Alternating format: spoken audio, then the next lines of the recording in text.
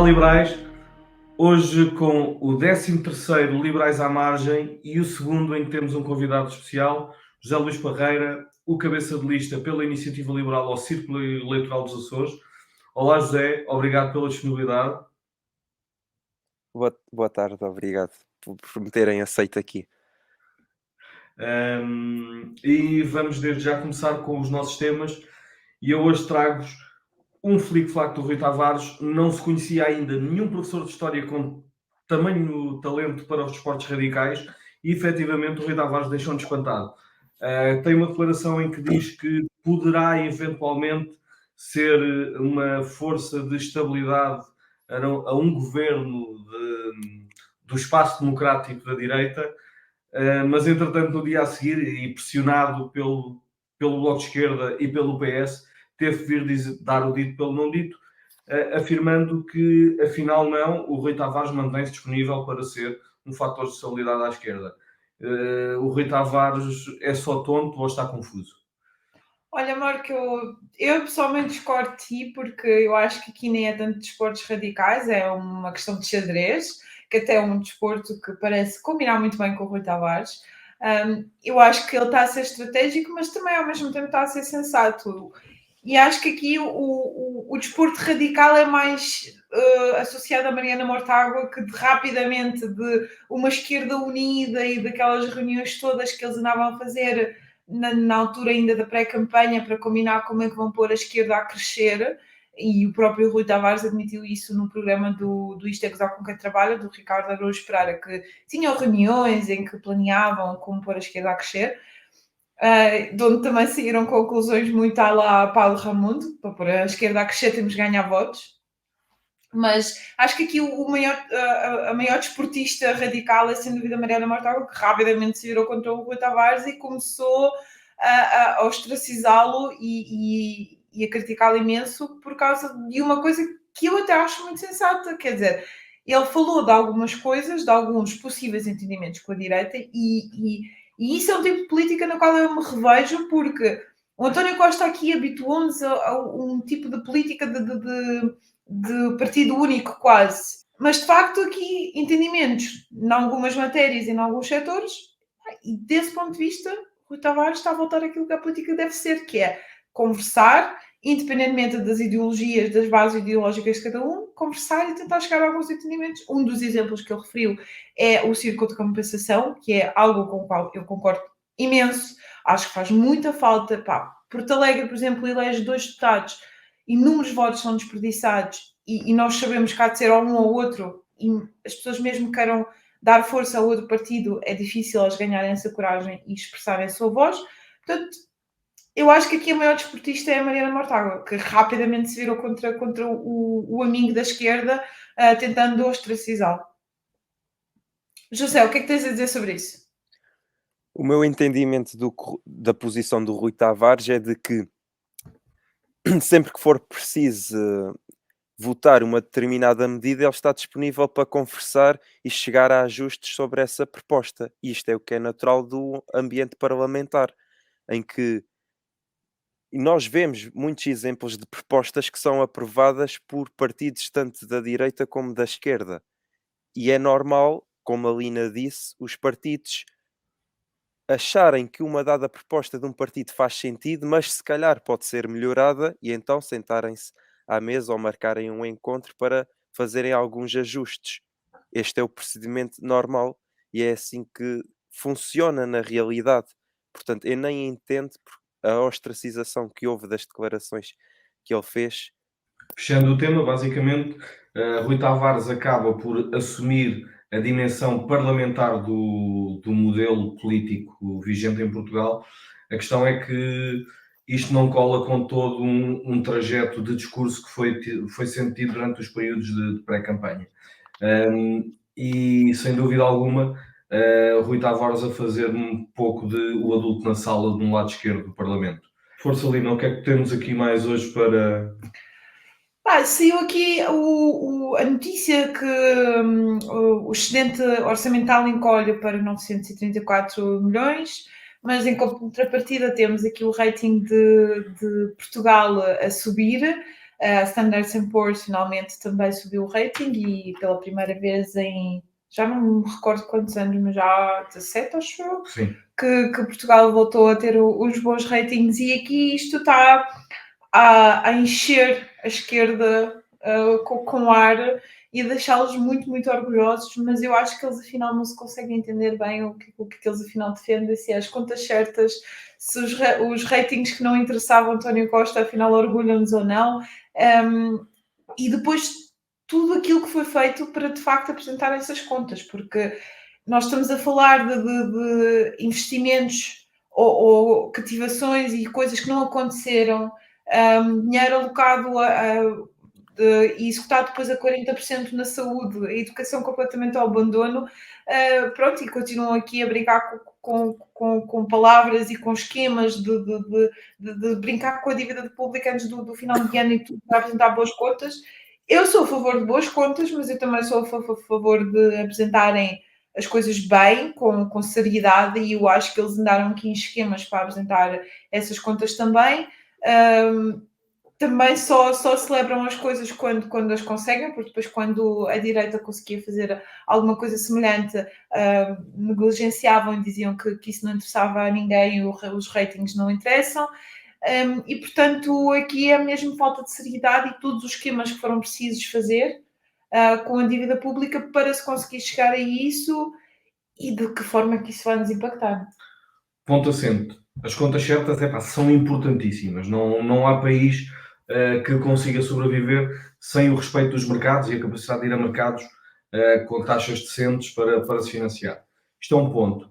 O excedente orçamental encolhe agora neste final de mandato porque temos umas eleições à porta e foi preciso de alguma forma fazer uso de algum desse excedente orçamental para tentar cativar alguns daqueles que são os sindicatos de voto com peso no país, distribuindo algum dinheiro aqui e ali, mantendo mais gente feliz ou mais gente com vontade de votar no Partido Socialista. E a questão é essa mesmo, é que há um lado das contas certas que qualquer um de nós é a favor, mas depois mascaram-se as contas certas com uma grande vontade de investir e de gastar e de atribuir e de dar, mas na verdade aquilo depois espremido vai dar pouco mais do que zero, porque temos execuções orçamentais das mais longínquas possíveis relativamente àquilo que é apresentado em orçamento. E assim, é possível, no início do ano, publicitar que se vai fazer 1001 coisas, apresentar um orçamento de país que vai investir e depois, na verdade, aplicar medidas austeritárias e algumas delas muito pesadas, sobretudo como se nota na área do ensino e da educação.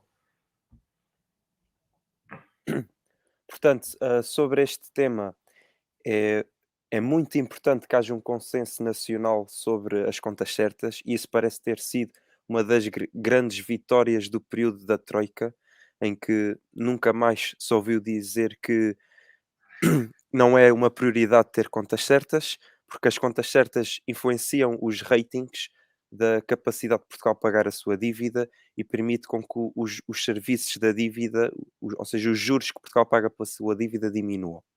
Há um dado preocupante sobre esta notícia, que é, no mês de janeiro, a receita fiscal efetiva aumentou apenas 0,4%, mas a despesa efetiva aumentou 15%. Como o Mauro disse, parece que houve uma despesa adicional no mês de janeiro, e isso é muito preocupante porque foi um aumento da despesa acima do aumento da receita. Por último lugar, é muito importante dizer o seguinte, que a única maneira de Portugal conseguir aumentar a sua receita fiscal a longo prazo é não aumentando os impostos, mas sim atrair mais negócios para Portugal. Criar novos negócios, fazer crescer os que já existem, porque não há outra forma de nós conseguirmos ter folga orçamental para cumprir efetivamente as funções do Estado e ao mesmo tempo pagar a dívida aos nossos credores. Portanto, a grande diferença entre a esquerda e a direita não está nas contas certas, está sim na alocação de recursos que ele ainda mencionou. Por um lado, temos partidos como a Iniciativa Liberal que se propõem a fazer uma redução da despesa pública em cerca de 4% do PIB em cerca de 4% do orçamento de Estado para conseguirmos no imediato baixar os impostos para fazer crescer a economia. Do outro lado está o Partido Socialista, que prefere continuar a intervir em várias empresas públicas e privadas, seja através de aumentos de capital para as empresas públicas, seja através de subsídios e apoios às empresas privadas. Para terem uma ideia, desde 2015 foram feitos aumentos de capital de cerca de 3 mil milhões de euros por ano em empresas públicas, nas cerca de 150 empresas que estão na administração central. Enquanto isto teria permitido reduzir significativamente os impostos. Outro exemplo, entre 2021 e 2022 foram dados em média apoios e subsídios a fundo perdido às empresas privadas de 2 mil milhões de euros. Isso teria permitido, naquele período de tempo, reduzir o IRC, que é o Imposto sobre as Empresas, em 40%. Portanto, nós estamos a falar de uma redução de impostos proposta pela Iniciativa Liberal que custa cerca de 5 mil milhões de euros. Nós conseguimos ver que não é necessário cortar nos serviços públicos para ir avante com essa redução de impostos. Há outras áreas da governação onde é preciso cortar, nomeadamente na intervenção da economia. A nossa objeção nunca é contra os serviços públicos. A nossa objeção é sim com a forma como o governo investe os recursos públicos em certos setores que a história mostra que tiveram retornos maus. Ou seja, não foi só o quão estes setores nos custaram, foi também a perda da atratividade do país devido ao aumento sucessivo dos impostos. Difícil é explicar isso, que de facto o investimento vai trazer as outras coisas todas tão necessárias a este país. É uma base, é tributar menor percentagem e uma base de tributação maior. Só Exato. que é a única forma. É a única forma. O Partido Socialista não sabe como fazer crescer o bolo porque quer constantemente ser o pasteleiro e é um pasteleiro sem fermento. É um pouco por aí que se fecha aqui a visão da economia E há outra questão e da esquerda política. É que esta política fiscal do Partido Socialista leva a muitas injustiças sociais. Porque, apesar de termos maior progressividade do que outros países da Europa, nós depois temos uma receita fiscal que provém sobretudo de impostos indiretos, impostos que incidem sobre todos de forma igual, funcionando como um imposto regressivo, onde os pobres pagam uma percentagem maior do que os ricos. Já abordámos nessa altura, na altura do IVA zero, sim, porque depois... Portanto, a proposta é contraintuitivo, mas menor progressividade fiscal leva a maior justiça fiscal, porque de facto os pobres podem pagar menos impostos, porque existem mais pessoas a ganhar naquela gama de valores de bons salários para pagar impostos em Portugal. E enquanto não houver essas pessoas, nós vamos estar sempre a aumentar os impostos indiretos e os pobres vão estar sempre a suportar a despesa pública portuguesa. Nós O temos mais difícil é explicar isso à população, e isso é o que eu sinto é que o grande desafio tem sido, porque, como tu próprio dizes, é contraintuitivo e, portanto, a tendência normal é deixar ao máximo os ricos e pronto. Bem, e eu agora vou lançar um tema em que Portugal está no topo da tabela, mas é uma tabela má. Mas estamos no topo. Só somos superados na União Europeia pela Espanha na taxa de desemprego jovem. Algo que é efetivamente preocupante e que não só estamos a falar de um conjunto de pessoas que têm a vida parada ou a possibilidade de ambicionarem uma vida melhor, como estamos a falar de pessoas que começarão a contribuir mais tarde para a Segurança Social, de pessoas que podem sair de casa dos pais mais tarde, de pessoas que têm mais dificuldade em ser independentes. E se há coisa que um liberal deseja sempre, é a independência dos outros, é a sua liberdade e o facto de viverem sob o seu domínio, de senhores de si próprios. E o desemprego jovem é efetivamente algo que impede que isso aconteça e vem também muito destas políticas fiscais que não atraem o investimento necessário para criar boas oportunidades a estes jovens. Meus caros, é efetivamente uma tabela onde estamos no topo, mas é uma tabela má. Sim, nós temos aqui valores que o desemprego foi de 23,3% em janeiro deste ano contra 20,8% no mesmo período do ano passado. Portanto, está efetivamente a crescer e se compararmos com o mês anterior, 22,8%. Portanto, os jovens não têm espaço aqui. Isto não é um país que se preocupe com os jovens, por mais que vejamos aí a Juventude Socialista publicar fotos bonitas do Pedro Nuno Santos a abraçar os jovens do Partido Socialista, e isso acaba por justificar depois aquela parte aquela outra estatística da quantidade de jovens que saem todos os anos do país. E nós estamos de facto aqui já tínhamos o problema da pirâmide invertida, não é? Geracional, e está-se a agravar cada vez mais, porque pá, por mais viagens de comboio e pousadas de Portugal e esquemas aqui da IRS jovem que inventem, em vez de tentarem simplificar a solução, tentam acrescentar cada vez mais uma camada, mais um penso rápido, outro penso rápido, num problema que é um problema estrutural e importante para o país, arranjam mais uma coisinha, outra coisinha, outra coisinha. Acabamos com um bolo completamente, com a massa completamente desfeita, com o chantilly já a passar do prazo, mas com uma data de toppings bonitos e bons. Pronto, tomem lá, tens o cheque livre, tens o comboio, tens a pousada e tens aqui um desconto durante este tempo. O que é que esses jovens depois é suposto fazer também quando levam o choque, não só da passagem para a vida adulta com o acréscimo provavelmente de despesas, mas também depois de repente com uma fiscalidade diferente e tudo o que é inerente a isso. Em vez de aplicarem uma solução estrutural bem pensada, uma reforma como deve ser, estão aqui a acrescentar toppings variados para tentar atrair jovens com bugigangas. Tenho a dizer que nem o PS nem o PSD querem enfrentar este problema de alto desemprego da forma que deveria ser enfrentada.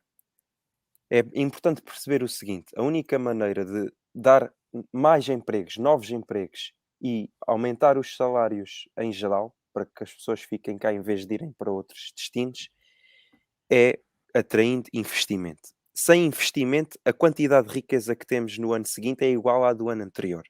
Portanto, é preciso que haja alguém, haja poupanças e depois haja investimento para empregar pessoas para descobrirem como é que se faz as coisas de forma mais eficiente ou de como é que se fazem coisas novas. E, portanto, a chave para atrair ou o Estado tem capacidade de investir, que não tem, nós temos uma situação financeira muito débil, ou nós atraímos poupanças e investimentos privados. A chave para atrair essas poupanças e investimentos privados está em baixar impostos. Porquê? Porque numa sociedade livre, as poupanças vão criar postos de trabalho em países que remunerem melhor tanto os empregadores como os investidores. E só para dar um exemplo, um jovem em início de carreira na área tecnológica que ganha 4.000 euros líquidos na Dinamarca paga 34% de impostos e contribuições sociais sobre o custo total para a empresa. Em Portugal, para receber esse salário líquido, pagaria 54%. Ou seja, é mais barato pagar o mesmo salário na Dinamarca do que em Portugal. Desta forma, nós nunca conseguiremos atrair para Portugal as empresas que precisam de contratar mão de obra especializada, com vários anos de experiência, porque lá está, a oferecer o mesmo salário é muito mais caro em Portugal do que lá, que se desengana o PSD quando acha que basta baixar o IRS para os jovens até aos 35 anos, porque nenhuma empresa vai investir em Portugal a longo prazo para contratar jovens. As empresas também querem contratar pessoas com uma vasta experiência. É por isso que as pessoas que ganham 100k, 80k, isso pode parecer muito para a realidade portuguesa, mas as pessoas têm que entender que nós estamos num mercado global. E isto é o valor que estão a pagar pelo nosso talento, de acordo com a experiência que têm. Nesses países, as pessoas podem receber 80k, 100k. Em Portugal, nenhuma empresa que precise de pagar isso aos seus colaboradores vai investir em Portugal. Nós só conseguimos atrair empresas que pagam baixos salários ou atividades económicas que não precisam de pessoas qualificadas. Portanto, só há uma maneira, é reduzir os impostos e reduzir a progressividade fiscal. E com isso nós E conseguimos com agora. estabilidade, a longo prazo, não é depois vir um outro governo e Certo, voltar a reverter tudo. Porque exatamente. nenhuma grande tecnológica vem para Portugal só durante 4 anos, né? É Ou preciso para que que haja, está é só preciso o que haja júnior. um consenso nacional, tal como houve para a questão das contas certas. Sem dúvida. Com isto conseguimos aqui fazer a transição para a nossa rubrica do costume. O Isto é uma vergonha e aproveita e apresenta-nos o teu Isto é uma vergonha. O que é que nos trazes hoje? Portanto, isto é uma vergonha ao nosso sistema de pensões. Que a estimativa é de que alguém com 50 anos, quando chegar à reforma, vai ter uma vai receber 50% do seu último salário. Ou seja, vai ter uma perca de 50% do seu rendimento. E isto é para alguém com 50 anos. Para alguém com 24 anos como eu, ou pessoas na casa dos 30, é completamente incerto qual é que vai ser o seu valor no futuro. E, portanto, é uma vergonha que Portugal ainda não tem um sistema de pensões semelhante ao de outros países da Europa que funcione, por capitalização. Portanto, dizer que nós, de facto, em Portugal, nós adotamos este sistema que consiste em fazer com que as contribuições do presente paguem as reformas do presente, porque houve uma altura da nossa história democrática em que muitas pessoas foram para a reforma sem terem contribuído. E então o único sistema possível para cumprir com esses pensionistas era usar as contribuições da população ativa. Mas já passaram muitos anos e é preciso realmente fazer um investimento a sério, a longo prazo, na segurança social para nós fazermos uma transição gradual deste sistema atual para um modelo de capitalização como existe noutros países. Porquê? Porque é um modelo que permite a longo prazo pagar melhores reformas e fazer com que os futuros pensionistas não tenham que pagar ou sofrer as mesmas questões que os atuais pensionistas sofrem.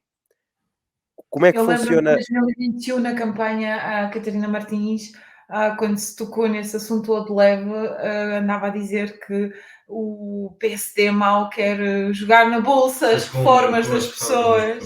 Sim, portanto, isto é outra das medidas que dificilmente Sim, mas será aceito pela a proposta população. da iniciativa Não, mas, liberal é mas, sobretudo. vos- mas cada vez mais os jovens estão a acordar para este problema. Claro, sem Cada dúvida, é vez mais certo os jovens e estão a tomar a iniciativa de investir, por exemplo, em fundos passivos, como ETFs, que estão investidos, por exemplo, nas 1500 maiores empresas do mundo desenvolvido. E nos últimos 40 anos, um, um fundo destes, este fundo das 1500 maiores empresas dos países desenvolvidos, teve nos últimos 40 anos um retorno anualizado superior a 8,5%. É assim, a única maneira de nós termos a nossa autonomia financeira, de sermos donos do nosso próprio destino, é transformarmos rendimento oferido em rendimento passivo. Isto foi aquilo que nós vimos, por exemplo, os nossos pais fazerem com seja no mercado imobiliário, seja com propriedades agrícolas, no meu caso, os meus pais que são agricultores. Portanto, nós temos que ser donos de alguma coisa. E, e o jogar não é jogar na bolsa, é comprar negócios. De facto, vai haver especulação, existe especulação, existem empresas que vão à falência, mas há uma tendência secular de crescimento da economia mundial. E já Albert Einstein dizia que quem não conhecer o efeito de juro composto vai passar a vida a trabalhar para quem conhece ou esse efeito. para ser o Portanto, pai, tratar de tudo. Portanto, eu não sei o que é que, o que é que o Bloco de Esquerda quer, mas eu quero que todas as pessoas tenham essa possibilidade de ter uma pensão digna. Eu quero que a segurança social tenha ah, um pilar público com uma função redistributiva em que as contribuições de quem ganha mais são investidas e os ganhos a longo prazo sirvam para pagar uma reforma digna a todos. Só desta forma é que nós conseguimos combater a pobreza intergeracional. Só desta forma é que nós conseguimos criar um incentivo para que todas as pessoas tenham uma carreira contributiva. Só desta forma também é que conseguimos combater, por exemplo, a subsídio-dependência. Portanto, aquilo que o Bloco de Esquerda defende, ou que o PS defende, é condenar as pessoas a terem reformas miseráveis, a terem uma reforma que não dá para pagar os medicamentos. E aquilo que nós temos que fazer é mostrar que há de facto uma tendência global, uma tendência de crescimento da economia global. O efeito de juro composto é um mecanismo de criação de riqueza que permite dar às gerações seguintes o melhor ponto de partida do que a geração anterior. Bem, basicamente o que nós defendemos e o que a Iniciativa Liberal defende relativamente ao modelo de pensões é muito próximo daquilo que é o modelo de pensões suíço, onde, segundo parece, um reformado vive muito melhor do que em Portugal. Dados empíricos, não é preciso. Não é preciso teorizar. Se funciona na Suíça, Olha, nós não lembrei-me temos disto. praticamente nenhuma diferença relativamente a um suíço. Tá, só para verem a hipocrisia da esquerda. No debate entre os cabeças de lista dos Açores, o candidato do Partido Socialista dizia que a Iniciativa Liberal quer colocar as poupanças dos portugueses na especulação. E o próprio homem, no fim, admite que ele próprio tem investimentos. Portanto, aquilo que Isso, a Mariana Mortágua, ser senhorista, Sim. ele quer ficar rico sozinho, é isso? É um axioma. É o dia-a-dia. É o dia-a-dia. Sim, exato. É que eu, ao contrário dele, não quero ficar rico sozinho, que é que todas as pessoas tenham essa possibilidade de deixar uma herança melhor aos seus filhos. O teu isto é uma vergonha, Lina. O meu isto é uma vergonha é a campanha que nós temos visto. Agora já estamos com uma semana de campanha em cima, mais toda a pré-campanha, e isto foi uma campanha cheia de tintas, mentiras e conspirações. E eu entendo que se usem várias forças de expressão, da avó sobressaltada, do pai condenado, mais a tinta em cima do Luís Montenegro, mas custa-me imenso estar a ver uma semana de campanha com tão pouco sumo e tão pouco conteúdo e tão pouca discussão de propostas. Nós já vimos isso nos debates, nós vimos isso na pré-campanha e eu tinha mesmo muita esperança que ao menos durante a campanha nós víssemos aqui o sumo. Nós vemos o Pedro Nuno Santos também a falar constantemente aqui da direita e demonização. Sejamos sinceros, o Pedro Passos Coelho já não está na vida política há imenso tempo. Ele, entretanto, teve tempo para passar por dramas pessoais e imensas dificuldades, já saiu da política, nem sequer é comentador, não tem espaço, não é política agora, ponto. Muita gente que vota agora ou que vai ter que votar agora já nem sequer sabe bem ao certo o que é que foi o tempo do Pedro Passos Coelho. Claro que temos os pensionistas, mas o Pedro Passos Coelho na altura até ganhou as eleições depois da sua primeira governação. Portanto, continuarem aqui a atirar com fantasmas do passado, eu tenho o Joker do Sócrates, eu tenho o Joker do Pedro Passos Coelho, o meu é maior que o teu. Não dá, nós não estamos a acrescentar nada. E depois eu acho que isso é um bocadinho sintomático daqui do povo português em geral, porque existe um certo sebastianismo em Portugal à espera que venha um Messias que salve este país de todos os males que as pessoas possam imaginar, quer reais, quer imaginários.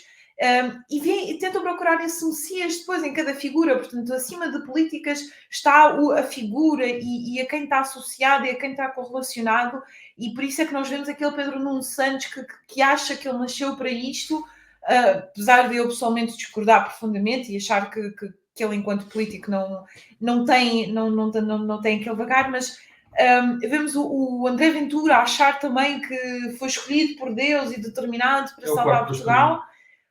E no fim disto tudo eu vejo o Montenegro, que até parece-me ser um homem que está aqui no meio deste lamaçal todo a tentar propor algumas coisas, mas também no fim do dia é arrastado pela espuma dos dias. Eu acho que o Rui Tavares e o Rui Rocha, por exemplo, estão mesmo de parabéns, porque têm tentado focar-se sempre naquilo que é a política, aquilo que são as ideias e aquilo que são as propostas, e sinto muito falta disto. Porque a campanha virou-se aqui contra figuras míticas e daqui a nada ainda trazemos para aqui o Adamastor. Não há necessidade nenhuma. Não há necessidade nenhuma. Bem, eu entro já aqui com o meu... Isto é uma vergonha depois da Lina. e não querendo fazer aqui figura nenhuma de Dom Sebastião, mas efetivamente, sobretudo aqui as mentiras e os golpes teatrais a que temos assistido durante a campanha, e eu não posso deixar de me lembrar da triste figura que José Luís Carneiro fez num comício. Parece que também fala com passarinhos, e eu não conhecia ainda a proposta da liberalização das drogas leves por parte do Partido Socialista. E tenho aqui no seguimento das mentiras, eu não posso esquecer daquele episódio mediático com o tiroteio com que foi recebido uma comitiva do Chega, que afinal eram os rateros de mota. Depois o Chega, que gosta tanto das forças de segurança, viu-se desmentido pelas forças de segurança e afinal já não gostou tanto daquelas forças de segurança. Eu vou dar um conselho aqui ao Chega para não termos mais tumultos destes, é que em jantares de campanha ou jantares de comício não sirvam feijoada, porque senão podemos ter uma semana de grande festa nos jornais nacionais. Chega a ser atacado pelo próprio Chega. E agora vamos falar daquilo que tem sido 8 anos de coisas que não funcionam. Não funciona, Pedro. Não funciona, Pedro. E José, o que é que tens como não funciona? O meu não funciona, Pedro, é o choque de produtividade sem o choque fiscal. Pedro Nuno Santos dizia há poucos dias que Portugal precisa de um choque de produtividade, não é de um choque fiscal. Eu gostava de só de explicar a Pedro Nuno Santos o que é a produtividade. A produtividade é o conhecimento dos nossos trabalhadores, é a sua experiência profissional e eles, ficando em Portugal, Portugal é mais produtivo no final do ano. Saindo de Portugal, Portugal perde produtividade. E essa produtividade, esse conhecimento, experiência e as ferramentas que os empregadores lhes dão para serem mais produtivos têm um custo. Esse custo é o custo de investir recursos. E, portanto, as empresas e os trabalhadores vão para países que remunerem melhor os trabalhadores e os investidores, novamente. Portanto, sem choque fiscal, não há choque de produtividade. Eu vou entrar aqui também, aproveitar e entrar com o meu. O que é que não funciona ou não funciona, Pedro? Por causa da notícia que nós recebemos esta semana, com uma idosa que foi encontrada morta junto ao hospital, depois de algum tempo desaparecida, meses, acho que saiu em dezembro, e já não é o primeiro caso, infelizmente. Nos 3 últimos anos tivemos 3 idosas que simplesmente desapareceram do hospital, ou tiveram alta e a família não foi notificada, saíram e depois foram encontradas mortas. Pronto, e se nós olharmos aqui para tudo o que é o conjunto de saúde, e eu lembro-me do Pedro Nuno Santos, na altura dos debates, a dizer que as pessoas simplesmente adoram o Serviço Nacional de Saúde e por isso é que não vão aos privados. Nós, quando olhamos para esses casos, que são casos tristes para a família, mais tantos outros casos de que já falámos aqui também e fala-se no país. Depois, os hospitais que recusam cirurgias agora também de cancro, que não aceitam crianças se não tiver um caso, se não for um caso suficientemente grave, e ainda por cima acabámos com a notícia esta semana com enfermeiros a marcar novamente greve para 15 de março. Portanto, não funciona, a saúde continua a não funcionar, não funciona para os utentes, não funciona para os profissionais de saúde, não está a funcionar para ninguém. Portanto, não funciona, Pedro. Bem, o meu não funciona, Pedro, e eu vou voltar a tocar num tema que já toquei há algumas semanas, relativamente aqui ao uso de fundos do PRR para a habitação. O modelo foi mal construído, o timing é apertado, as câmaras não sabem fazer, e desta forma a única coisa que os fundos de PRR entregues às câmaras para habitação, a única coisa que estão a fazer é canibalizar mercado. Temos as câmaras a exercer direitos de opções de imóveis que iriam ser comprados por um jovem casal para a sua primeira habitação. Isto não é aceitável. O PRR devia ter sido montado para criar oferta e não para ter burocratas públicos a decidir se é a família A ou B que vão ter um problema de habitação. Porque basicamente é isto que estamos a fazer. É pôr um burocrata com dinheiros públicos a escolher qual é o agregado familiar que vai ver ou não o seu problema resolvido. Ao invés de termos um modelo de PRR que que financiasse a 100% efetivamente a habitação pública, mas a habitação pública que fosse criada de novo, criação de mais oferta.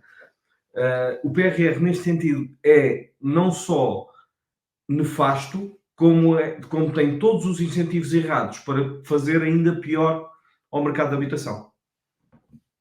Com isto, damos por terminado mais um episódio, o episódio número 13 dos Liberais à Margem. Não se esqueçam de nos seguir no Instagram, no TikTok, no YouTube e no Spotify. E pós-eleições nós estaremos de volta. Sim, mas o fim de semana de 9 e 10, deixem-nos descansar um bocadinho, porque isto tem sido muito intenso para todos. Obrigada a todos, obrigada também ao nosso convidado e até ao próximo episódio.